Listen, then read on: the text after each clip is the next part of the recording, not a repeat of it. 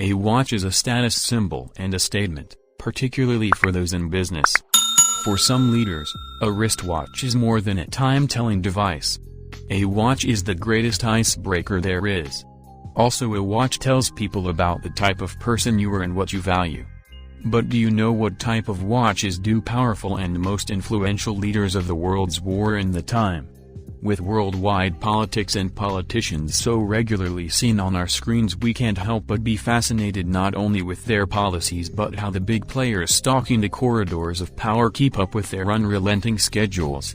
In addition to being curious about how they stay on time, we're also intrigued to see what style choices they make. Traditional watch, and fewer who collect. Those that do collect them have an abject interest in the inner workings of a watch. Others find joy in collecting the most expensive ones. There are fewer people now who prefer to wear a traditional watch. Let's see what do those leaders wear. Joe Biden. After two failed attempts at running for president in 1988 and 2008, and an 8-year term as vice president under Obama, Joe Biden will have turned 78 by the time he walks into the White House. The 2020 election was as much a battle of taste as it was about policy. Trump, perhaps to complement his perm tandem straw locks, favors gold wrist wear. Biden eschews gold for silver. In keeping with his modest demeanor, he favors models on the affordable end of luxury. One model in particular he's been seen to sport often is no Legacy Master Diver 300 meters, a no-frills workhorse that also happens to be Prince William's timepiece of choice. A die-hard fan of the model, Biden has been spotted wearing 3 different colorways, black, gold and blue. Aside from Omega, like many White House occupants before him, Biden is also known to wear a Vulcan Crick. Donald Trump. It seems Donald Trump was not blessed with the Midas touch when it came to his foray into watchmaking. Produced for a limited time only, the Donald J. Trump signature collection had a limited run in 2005-06.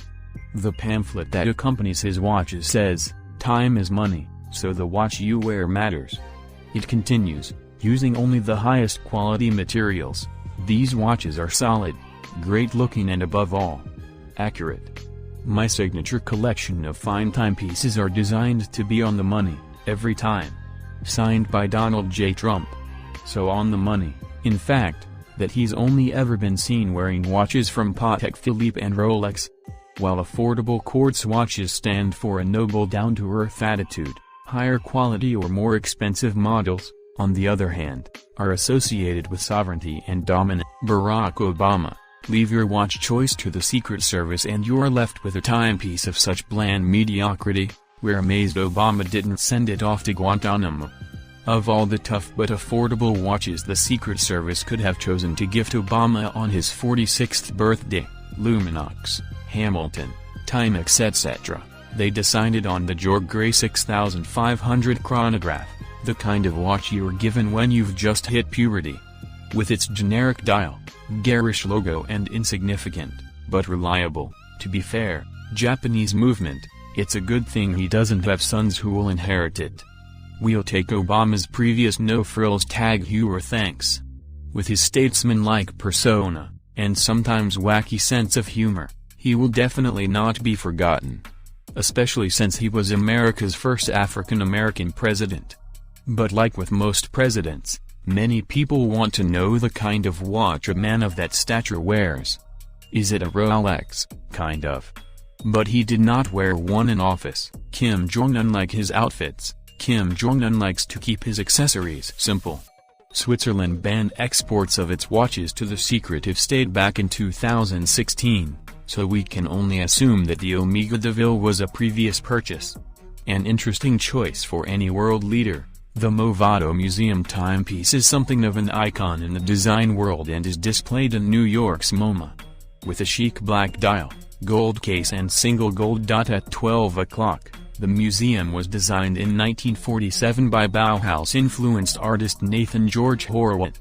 Winston Churchill.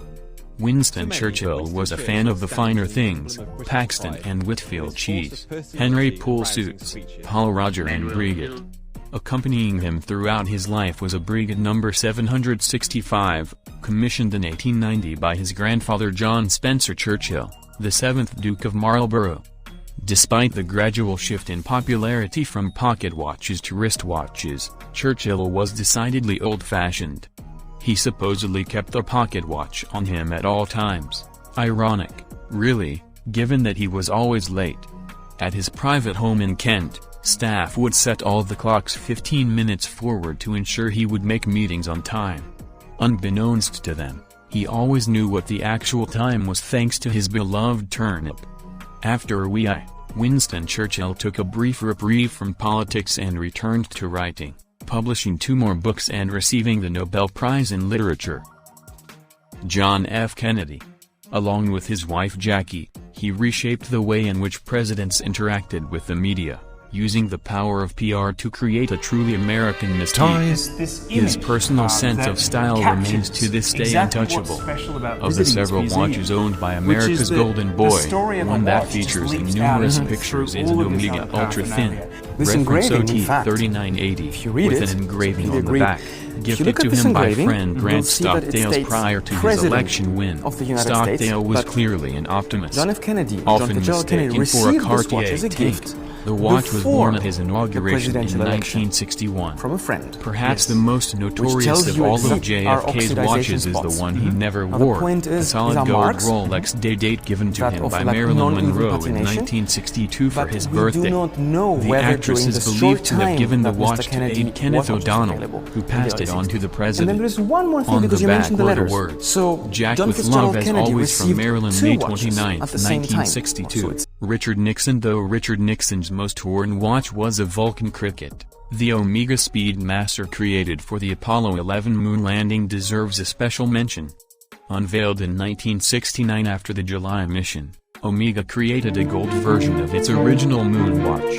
Produced in small numbers, 1,014 in total, and powered by the caliber 861, the first 28 watches were given to President Nixon, the Vice President and NASA astronauts. White House protocol meant that Nixon and the Vice President had to turn down their watches, as their value far exceeded the allowable gift amount. The Nixon watch is now on display in the Omega Museum. Fidel Castro. The Cuban revolutionaries clearly did not take to heart the communist less is more credo when it came to their personal accessories. Although a Rolex in the 1950s was more affordable than models are now, a submariner cost more or less a month's salary for someone in the military back then. Both men clearly had a good eye for watches. A Rolex GMT and sub from that era would now set you back at least £20,000. Castro was so fond of Rolex that he would wear 2 on the same wrist, with a Cohiba cigar between his fingers, naturally. When asked why he wore 2 watches, he responded, "We were wearing 2 watches all the time because we have experienced that one watch may let you down." Punctuality is so important in military operations. So, we always wore 2. Then, it turned into a habit. However, the watch that most frequently makes an appearance in pictures with him is his GMT Master, reference 1675, a gift from Castro. Dwight Eisenhower, the first U.S. president to be associated with a Rolex, the 5-star general was graciously gifted the watch by the manufacturer when it had produced its 150,000th certified chronometer. Churchill was gifted the 100,000th. The watch was cemented into horological history when Eisenhower was photographed on the cover of Life magazine. Upon receiving the watch, Eisenhower had to send the watch back to Rolex because of a problem with the date function. Eisenhower was a keen golfer, and one of the springs needed to be modified to cater for this. Remember, the Day-Date only made its debut in 1956, while Ike received his Rolex in the early 1950s. Also, when he received the watch, Eisenhower was not yet president, but a 5-star general in the United States Army. He served as president from January 20, 1953 until January 20, 1961. Now, let's back up a bit. Vladimir Putin. Russia is not a country known for its haute horlogerie, attested by watches like the Poljot president. Despite his steely gaze, Putin prefers watches that aren't made of steel, most notably his platinum A. Lange & Son Tourbograph Perpetual Polymerite, which is worth €500,000 and limited to 50 pieces. Another platinum beauty he's enjoyed is a Patek Philippe Grand Complication Ref. 5208P001, which cost £1,000,000 new and was sold at auction in July 2017. And who can forget a bare-chested Putin on horseback in Siberia, when he sensibly opted not to wear his Patek.